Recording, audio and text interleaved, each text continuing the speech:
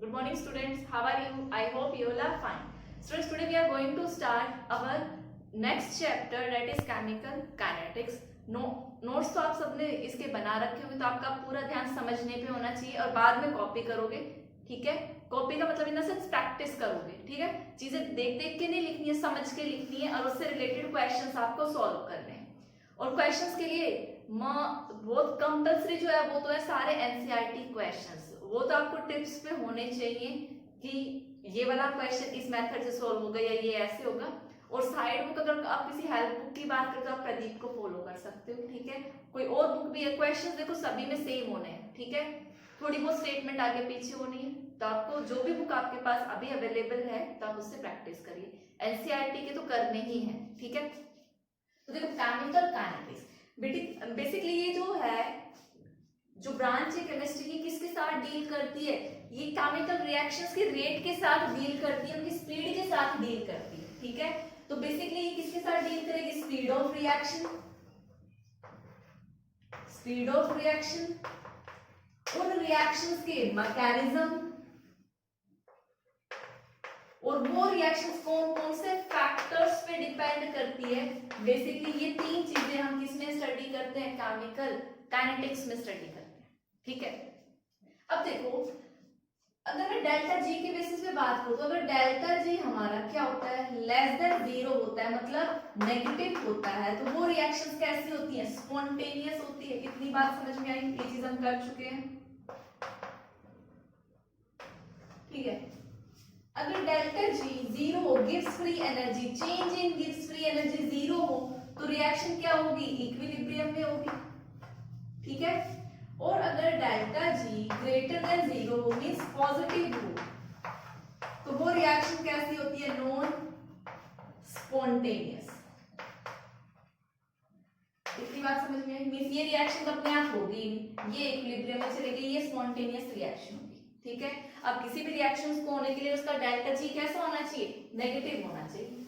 अब देखो, अगर कोई रिएक्शन हो भी रही है तो वो उसकी स्पीड क्या होगी भी? अलग अलग होगी। कुछ रिएक्शंस ऐसी होंगी जो बहुत ज्यादा फास्ट होंगी, मींस वेरी फास्ट रिएक्शन। कुछ होगी जो बहुत स्लो होगी, स्लो रिएक्शंस। और कुछ होती है मॉडरेटली रिएक्शन, जो ना ज्यादा फास्ट और ना ज्यादा स्लो, ठीक है। अब देखो, फास्ट रिएक्शन मतलब कितनी फास्ट? आपने रिएक्टेंट डाल दिया, प्रोडक्ट हैंड टू हैंड आपको मिल गया, ठीक है। Means just reaction combine, reactant combine हुई और आपको क्या दे दिया? प्रोडक्ट दे दिया। तो उसमें आपकी कौन से, वो किस टाइप की रिएक्शन होती है? आपकी वेरी फास्ट रिएक्शन, ठीक है। टाइम नहीं चाहिए, वैसे इनको क्या चाहिए? रिएक्टेंट आए या आपके रिएक्टेंट और आपस में आए फटाफट और कंबाइन करके आपको क्या दे दिया? प्रोडक्ट, ठीक है। विद इन माइक्रो सेकेंड में रिएक्शन हो जाती है। और बेसिकली इस टाइप की रिएक्शन कौन शो करेगा? आयोनिक जो स्पीशीज है, आयनिक जो है, आयनिक रिएक्शंस जो होती हैं वो आपकी क्या होती है? बहुत ज्यादा फास्ट होती है। फॉर एग्जांपल आप AgNO3 लेते हो, किसने डाला? आपने NaCl। जैसे ही आपने ये दोनों रिएक्टेंट साथ में डाले तो आपका क्या बन जाएगा? AgCl के तो पीपीटी बन जाएंगे और साथ में क्या बन जाएगा? NaNO3। इनको सोचने के लिए टाइम ही नहीं लगा। क्यों? क्योंकि देखो सॉल्यूशन के अंदर ये आयंस की फॉर्म में है ऑलरेडी। जब आयंस में तो दूर दूर है, बॉन्ड तोड़ने के लिए इतनी ज्यादा एनर्जी नहीं चाहिए, ठीक है। आयंस में है तो ये रिएक्शन फास्ट हो जाएगी, ठीक है। अब देखो, अगर ये रिएक्शन इतनी फास्ट है तो क्या हम इनकी स्पीड का कोई लेना देना होगा? क्या इनकी स्पीड मेजर कर सकते हैं? नहीं। जो आपकी वेरी फास्ट रिएक्शन है, इनका आप रेट ऑफ रिएक्शन हम डिटरमाइन नहीं कर सकते। ROR क्या है? ये रेट ऑफ रिएक्शन, शॉर्ट में लिखूंगी, ठीक है। रेट ऑफ रिएक्शन किस टाइप की रिएक्शंस के लिए? वेरी फास्ट के लिए हम कैलकुलेट नहीं करते, ठीक है। अब मूव करते हैं स्लो रिएक्शंस पे। स्लो रिएक्शन मींस ऐसे रिएक्शन जो कितने टाइम में हो, जो बहुत ज्यादा डेज ले ले, मैनी डेज या फिर मंथ्स, ठीक है, या फिर ईयर, ठीक है। ऐसे कौन से रिएक्शंस हैं? जैसे रस्टिंग ऑफ आयरन, भाई लोहे को जंग लगना, रस्टिंग ऑफ आयरन एक साथ तो नहीं हो जाता, सालों लगते हैं। अब जो रिएक्शन इतनी स्लो है, क्या आप उसका रेट ऑफ रिएक्शन डिटरमाइन करना चाहोगे? नहीं, वो बहुत ही स्लो हो रही है। तो इन रिएक्शंस के लिए भी हम रेट ऑफ रिएक्शन डिटरमाइन मतलब कैलकुलेट नहीं कर सकते, ठीक है। अब मूव करते हैं मॉडरेटली, जो ना ज्यादा फास्ट है ना ज्यादा स्लो, ठीक है। इनके लिए हम क्या कर सकते हैं? मॉडरेटली रिएक्शन कौन सी होती है? नाइदर फास्ट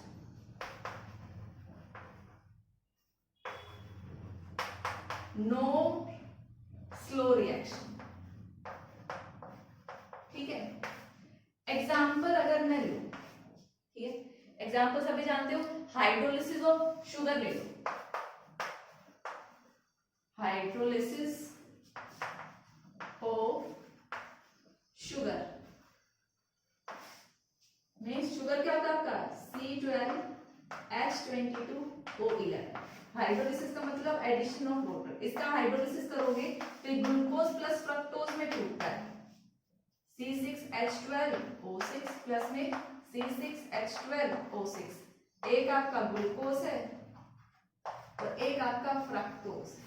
ये आपकी है मॉडरेटली रिएक्शन, ठीक है। तो इनके लिए हम क्या करते हैं? रेट ऑफ रिएक्शन डिटरमाइन करते हैं, चलिए, ठीक है। तो अब हम देखते हैं, हम ये जो rate of reaction word bar bar use कर रहे हैं, बेसिकली ये है क्या, इसका मीनिंग क्या है? तो देखो, रेट बता रहा है, रेट मतलब स्पीड, जैसे मैंने बताया इसमें हम स्पीड स्टडी करेंगे। रेट ऑफ रिएक्शन, जिसको मैं ROR रिप्रेजेंट करूंगी शॉर्ट में, ठीक है। स्पीड क्या होता है? बेसिकली आप डिस्टेंस वाले से लो, स्पीड क्या होगा? डिस्टेंस अपॉन में टाइम। डिस्टेंस क्या होता है? सॉरी, स्पीड क्या होता है? डिस्टेंस अपॉन में टाइम, ठीक है। तो यहाँ पे हम किसकी स्पीड डिटरमाइन कर रहे हैं? यहाँ हम रिएक्शन की स्पीड डिटरमाइन कर रहे हैं। तो रिएक्शन में बेसिकली होता क्या है? रिएक्टेंट करते क्या है? अपनी कंसंट्रेशन को चेंज करते हैं, ठीक है। तो इसकी डेफिनेशन में क्या लिखोगे? हम देखेंगे कि जो कंसंट्रेशन का चेंज आ रहा है टाइम के साथ, वो क्या बताएगा? किसी भी रिएक्शन की स्पीड के बारे में आपको बताएगा। तो रेट ऑफ रिएक्शन क्या होगा आपका? It defined as change in concentration of reactant, change in concentration of reactant और product.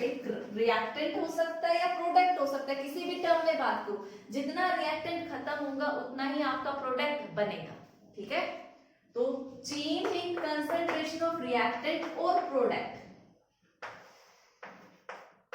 With respect to time is known as या is defined as rate of reaction, ठीक है। फॉर एग्जांपल, आपका कोई reactant R है, वो किस में कन्वर्ट हो रहा है? प्रोडक्ट P में कन्वर्ट हो रहा है, या A और B से देख लो, ठीक है।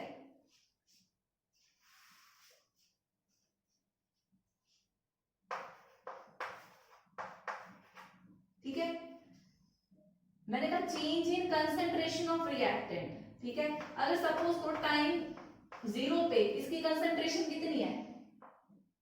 100 मान लो, ठीक है। ये 0 होगा, टाइम 0 पर रिएक्शन शुरू ही नहीं हुई, लेकिन मैंने टाइम 10 बार देखा, ये कितना बचा? 90, और ये कितना बन गया? 10 बन गया, ठीक है। मेरे को बताओ स्पीड क्या होगी? भाई जितना ये खत्म होगा उतना ही तो उसी के रेस्पेक्ट में तो बनेगा, ठीक है। तो हम इसके टर्म्स में भी रेट को डिफाइन कर सकते हैं, इसके टर्म में भी रेट को डिफाइन।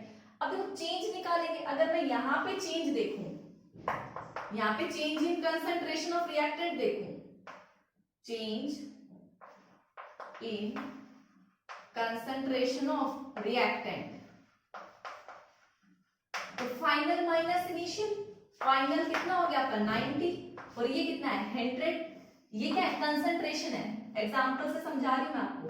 तो 90 माइनस 100 बेसिकली कितना आया? -10। इतनी बात समझ में आई। और यहाँ पे मैं change in concentration of product देखूं, change in concentration of product, तो वो कितनी है? Final minus initial, 10 minus 0 by 10 minus 0 कितना है आपका? 10। इतनी बात समझ में आई। तो अब देखो, अगर आपको इसका रेट लिखना है, इन टर्म्स ऑफ रिएक्टेंट की बात कर रही हूं, अगर आपको रेट बताना है, आर रेट ऑफ रिएक्शन, अगर रिएक्टेंट के टर्म्स में बताओगे तो रिएक्टेंट चेंज इन कंसंट्रेशन कितना है -10, कितने टाइम में, 10 मिनट्स या कुछ भी 10 टाइम्स ले लिया, तो ये change in concentration of reactant upon में टाइम। इसको यहां पर लिखो rate of reaction in terms of reactant, ताकि आपको पता लगे। तो कितना आया आपका -10 अपॉन 10, कितना आया -1, जो भी स्पीड रही है, जितनी स्पीड आई वो माइनस आ गई, ठीक है। अब देखो मैं rate of reaction in terms of product की बात करूं तो देखो प्रोडक्ट में क्या होगा, change in concentration of product मतलब 10, और टाइम कितना लग रहा है 0 से 10 पे आ जाओ 10 मिनट्स, तो यहाँ पे कितना आया +1। तो देखो भाई रेट तो उसी हिसाब से आएगा, जितना रिएक्टेंट घटा है उतना ही प्रोडक्ट बढ़ा है, लेकिन फर्क क्या है, यहाँ नेगेटिव आया और यहाँ पॉजिटिव आया। भाई यहाँ नेगेटिव आने का मतलब क्यों आया, ये नेगेटिव साइन क्या रिप्रेजेंट कर रहा है, decrease in concentration of reactant को बता रहा है कि कंसंट्रेशन घट रही है, ठीक है। तो हम वैसे तो रेट आपको पता है स्पीड पॉजिटिव में रिप्रेजेंट करते हैं, तो जब भी हम रिएक्टेंट के टर्म्स में बात करेंगे तो भाई आपको पता है डिक्रीज होगा तो नेगेटिव आएगा, उसके आगे हम ऑलरेडी खुद से नेगेटिव साइन लगा देते हैं ताकि नेगेटिव नेगेटिव क्या बन जाए, पॉजिटिव बन जाए, ठीक है। काफी बुक्स में नेगेटिव ही रहने देते हैं, अगर नेगेटिव है तो समझ जाना वो क्या बोल रहा है, उसने डिक्रीज वर्ड ना लिख के डिक्रीज को कैसे मेंशन कर दिया है, नेगेटिव साइन में मेंशन कर दिया है, ठीक है।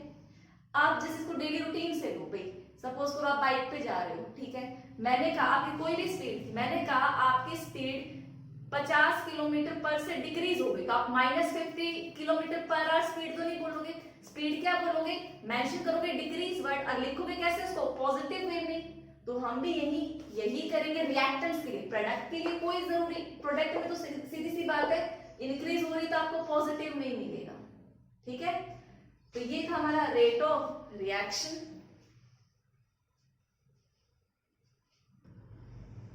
स्टूडेंट्स अब हम बात करते हैं unit of rate of reaction, R की यूनिट क्या होगी। देखो भाई मैंने ऊपर लिखा था change in concentration, change in concentration, और नीचे क्या था टाइम। ये चेंज इन कंसंट्रेशन रिएक्टेंट की भी हो सकती है और प्रोडक्ट की भी हो सकती है, कंसंट्रेशन तो कंसंट्रेशन है। अब कंसंट्रेशन की यूनिट क्या होती है, concentration molarity means number of moles per litre, तो कितनी आ गई मोल्स, मोल पर लीटर, ठीक है, पर लीटर। टाइम की कितनी होती है सेकंड, ठीक है। तो आप क्या लिखोगे मोल पर लीटर जाएगा तो रेट -1 और ये सेकंड इनवर्स। आप इसको सिंपली ऐसे भी लिख सकते हैं, तो मोल पर लीटर पर सेकंड लिख दिया, या फिर आपने मोल पर लीटर ना लिख के आपने मोलैरिटी ही रहने दिया। चेंज इन कंसंट्रेशन है, कंसंट्रेशन की यूनिट कितनी है मोलैरिटी, और नीचे क्या है टाइम की कितनी हो गई सेकंड, तो मोलैरिटी सेकंड इनवर्स आप ऐसे भी लिख सकते हो, बट जनरली आपको ऐसे ही मिलेगा, ठीक है। एग्जाम में कैसे पूछा गया है, कैसे दी हुई है वो आपको चेक करना है। तो ये थी हमारी unit of rate of reaction. अब देखो मैं स्टोइकियोमेट्री की बात करूं, ठीक है। स्टोइकियोमेट्री मतलब आपको कोई भी बैलेंस्ड केमिकल इक्वेशन गिवन है, ठीक है। मैं भी आपको टॉपिक करा रही हूँ rate of reaction for stoichiometric reaction, ठीक है, on the basis of stoichiometric coefficient, ठीक है। फॉर एग्जांपल अभी तक तो सिंपल मैंने a कन्वर्ट हुआ b में कुछ ऐसा लिया था, लेकिन सपोज करो ऐसा है 2a प्लस 3c या 3b गिव्स 4d, तब आप कैसे रेट लिखोगे, ठीक है। तो देखो जब आपके पास ऐसी सिचुएशन आए तो आप क्या करोगे, जो भी स्टोइकियोमेट्रिक कोएफिशिएंट होता है उसको क्या लिखोगे, उसके रिवर्स में लिखोगे, ठीक है। भाई जैसे आपको रेट ऑफ रिएक्शन लिखनी है, पूरी रिएक्शन के लिए। आप रेट को ए की टर्म्स में भी बता सकते हो, बी की टर्म्स में भी बता सकते हो और डी की टर्म्स में भी बता सकते हो। या सी ले लो, ए बी सी चल रहा है, ठीक है। किसी की भी टर्म में आप रेट डिफाइन कर सकते हो। सपोज करो मेरे को ए की फॉर्म में रेट बताना है, तो ए मेरा क्या है, रिएक्टेंट है, ठीक है। रेट में मैंने क्या बताया, change in concentration upon time means, और रिएक्टेंट है तो साइन आगे क्या आएगा, माइनस डीए बाय डीटी, और ये जो स्टोइकियोमेट्रिक कोएफिशिएंट है वो डिवाइड में 1/2। तो ये मेरा क्या हो गया, रेट। अगर मेरे को change in concentration of A given है तो मैं क्या निकाल सकती हूँ, रेट ऑफ रिएक्शन निकाल सकती हूँ। अगर आपको ए नहीं बी गिवन है तो ये किसके बराबर होगा भाई, रिएक्टेंट है बी भी, तो -1/3 dV बाय dt। ये d क्या है ये मैं अभी आपको थोड़ी देर में बताऊंगी, ये चेंज का सिंबल है, ठीक है। और ये क्या होगा, 1/4c change in concentration of C अब with respect to time dt। Sign कैसा आएगा, यहाँ पे पॉजिटिव, प्रोडक्ट है, इन दोनों के आगे हमने क्या लिखा, रिएक्टेंट। मींस हमारी रेट ऑफ रिएक्शन कैसे रिप्रेजेंट की जाएगी, ऐसे, ठीक है। तो आप इसको कॉपी करो। इसी चीज में मैं आपको एक और बताती हूँ, जब अगर आप स्टोइकियोमेट्रिक से डिवाइड कर देते हो उस टर्म को तो वो आपकी क्या बन जाती है, रेट ऑफ रिएक्शन। लेकिन मेरे से ये पूछे कि आप बताओ rate of disappearance of A, rate of disappearance of A, कि ए किस रेट से घट रहा है, वो रेट ऑफ रिएक्शन की बात नहीं कर रहा है। रिएक्शन बोलेगा तो स्टोइकियोमेट्रिक कोएफिशिएंट आएंगे। तो देखो रेट ऑफ डिसअपीयरेंस बोला ए के रेस्पेक्ट में, तो ए का रेट ऑफ डिसअपीयरेंस क्या होगा, डीए बाय डीटी। और आपको पता है डिसअपीयरेंस हो रहा है मतलब खत्म हो रहा है, तो आगे क्या लगाओगे, माइनस साइन, ठीक है। यहीं पे वो बोलता rate of appearance of, rate of disappearance of B, तो बी का क्या होता है, माइनस डीवी बाय डीटी, ठीक है। वो बोलता रेट ऑफ अपीयरेंस ऑफ सी, बताओ क्या होगा। तो आप किसकी वैल्यू कैलकुलेट करेंगे, आप प्लस डीसी बाय डीटी की वैल्यू कैलकुलेट करेंगे। मतलब समझ में आ रहा है, अगर आपने स्टोइकियोमेट्रिक से डिवाइड नहीं किया तो बाकी क्या आएगा, रेट ऑफ अपीयरेंस, भाई सी तो अपीयर हो रहा है या फिर फॉर्मेशन हो रहा है, तो डीसी बाई डी टी क्या है, फॉर्मेशन। अगर मैं इसी को 1/4 से डिवाइड कर दूं तो मेरा वो क्या बन जाएगा, रेट ऑफ रिएक्शन, ठीक है। तो आप इसको कॉपी करो। स्टूडेंट्स अब जो हम रेट की बात कर रहे हैं कि change in concentration with respect to time, basically ये भी है ना, हम इसको दो टर्म्स में रिप्रेजेंट करते हैं। दो टाइप का रेट होता है आपका, एक average rate of reaction, average rate of reaction, और एक होता है instantaneous rate of reaction, instantaneous rate of reaction, ठीक है।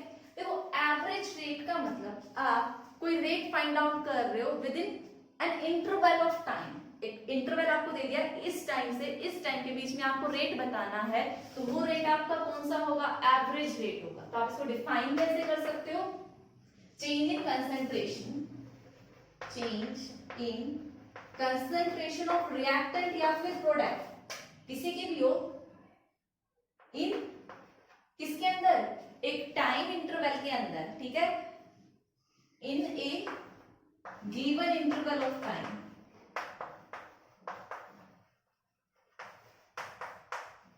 और इस एवरेज रेट को हम किससे रिप्रेजेंट करते हैं, डेल्टा से।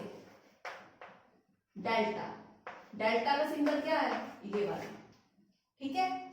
इंस्टेंटेनियस क्या है, ये भी क्या है, रेट तो होगी तो क्या, चेंज इन कंसंट्रेशन, लेकिन एक फिक्स टाइम पे। मैंने आपको बोला मेरे को इस टाइम पे रेट बताओ, तो वो आपकी क्या होगी, instantaneous rate of reaction.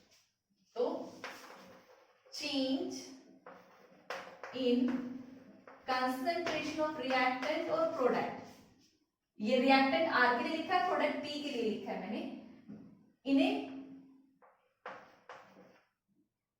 Rate of reaction, change in concentration of reactant and product at instant of time, ठीक है। और इसको हम रिप्रेजेंट करते हैं डेल से। डेल मतलब स्मॉल डी। स्मॉल डी का मतलब स्मॉल, जब मैं फिक्स एक पॉइंट पे पूछूं तो ज्यादा चेंज नजर नहीं आएगा, इसका मतलब होता है स्मॉल चेंज। इतनी बात समझ में आई? अब देखो मैं आपको किसी एक रिएक्शन के लिए दोनों ही रेट आपको लिखकर दिखाती हूँ।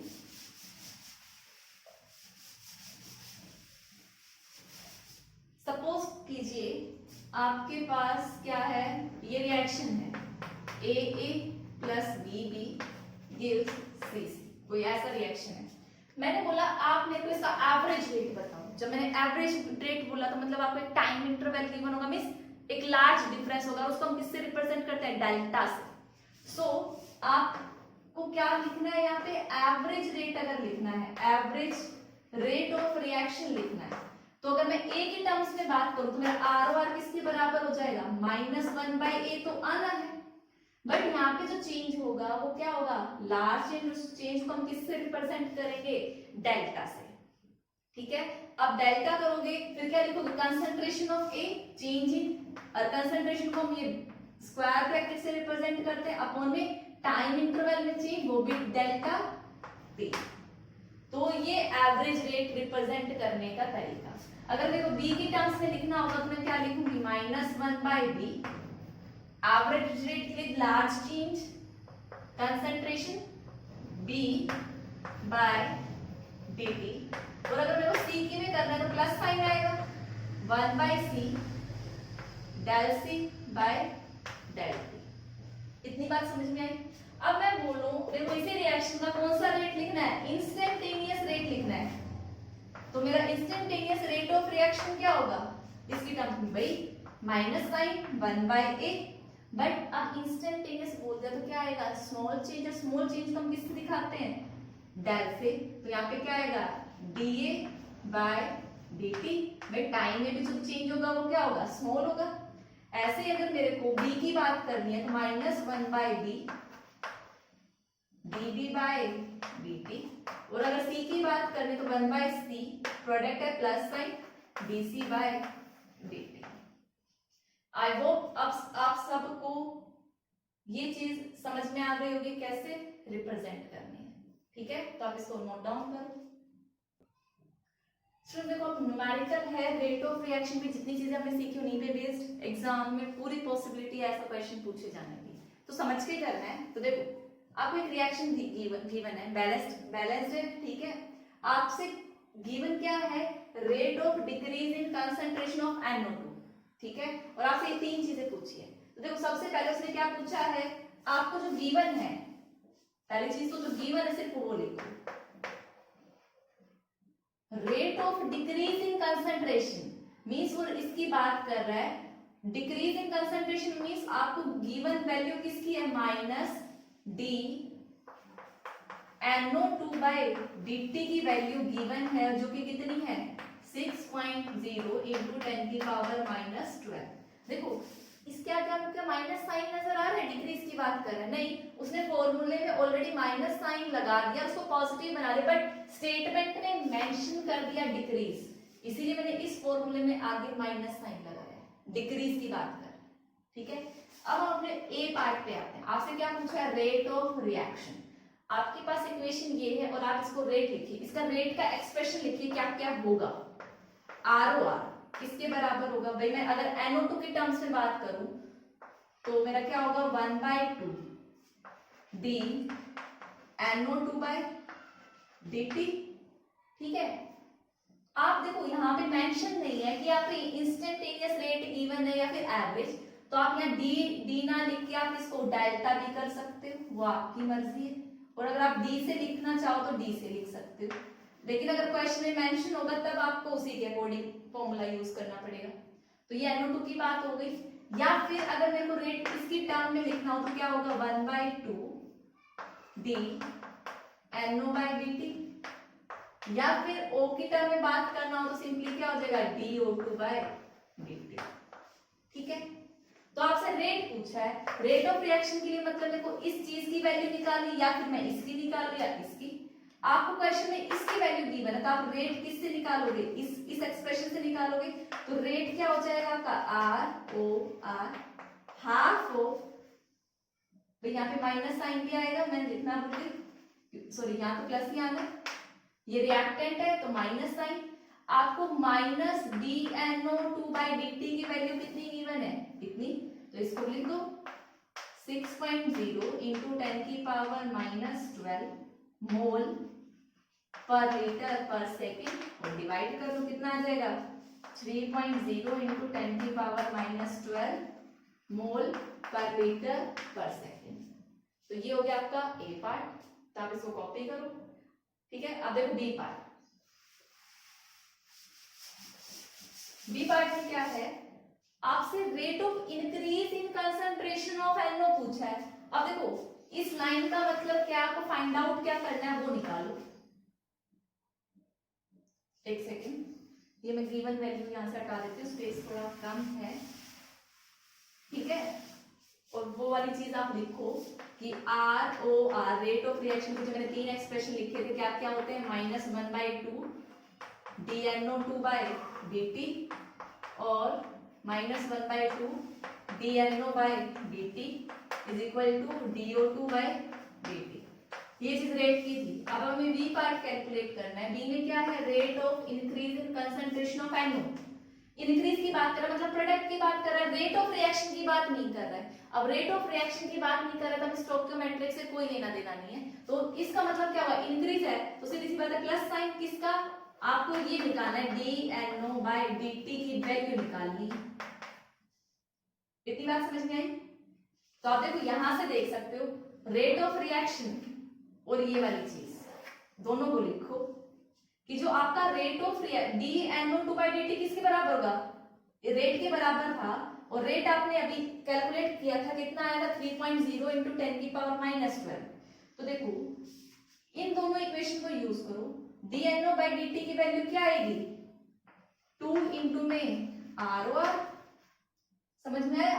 तो 2 rate of reaction R O R आप कैलकुलेट कर चुके जो कितना था 3.0 इंटू 10 की पावर माइनस 12 जो किसके बराबर आएगा 6.0 इंटू 10 की पावर माइनस 12 मोल पर लीटर पर सेकेंड। इतनी बात समझ में आई। अब देखो O2 वाला एक्सप्रेशन, क्या आपको क्या निकालना है, थर्ड में rate of increase in concentration of O2 means increase की बात करें पॉजिटिव DO2 बाई dt निकालना है। अब ROR और इसके इस एक्सप्रेशन को यूज करो, इस वाले को और इसको, तो DO2 बाई dt किसके बराबर है आपका रेट ऑफ रिएक्शन के बराबर है, ठीक है। मींस DO2 बाई dt किसके बराबर ROR के, और ROR आपका कितना आएगा 3.0 इंटू 10 की पावर माइनस 12 मोल पर लीटर पर सेकेंड। यूनिट लगाना मत भूलना, बोर्ड एग्जाम में हाफ मार्क्स यूनिट का भी होता है, ठीक है। तो ये इस टाइप की न्यूमेरिकल किस पे बेस्ड थे, रेट ऑफ रिएक्शन पे, जो कि आज हमने कवर किया। तो आज आपको मैंने क्या क्या बताया था, आपको ये बताया हम इस चैप्टर में क्या क्या डील करेंगे, बेसिकली स्पीड के साथ, उनकी फैक्टर्स के साथ और मैकेनिज्म के साथ डील करेंगे। मैंने आपको रेट बताया क्या होता है, change in concentration of reactant या product with respect to time. अगर किसी रिएक्शन में स्टोइकियोमेट्रिक गिवन हो तो आप उनको क्या कर दोगे, डिवाइड कर दो। रिएक्टेंट की टर्म्स के साथ आप हमेशा नेगेटिव साइन लगाएंगे, प्रोडक्ट की टर्म्स के साथ पॉजिटिव साइन आएगा रेट एक्सप्रेशन में, ठीक है। और फिर हमने ये न्यूमेरिकल देखा था और दो टाइप के रेट देखे थे, एवरेज रेट और इंस्टेंटेनियस रेट। एवरेज रेट का मतलब एक टाइम इंटरवल में रेट निकालना और इंस्टेंटेनियस में ऑन द स्पॉट निकालना, ठीक है। तो ये सारी चीजें हमने करी थी। कल हम इसके फैक्टर्स के बारे में बात करेंगे और आगे चीजें डिस्कस करेंगे। तो that's all for today's lecture. Thank you and have a nice day.